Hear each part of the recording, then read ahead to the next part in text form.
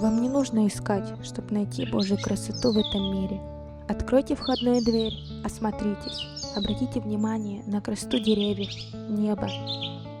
Все это имеет необычайную красоту, которая сделана рукой Господа. Как могущественна Его сила и красота, благословение и любовь, которые Он постоянно дарует нам.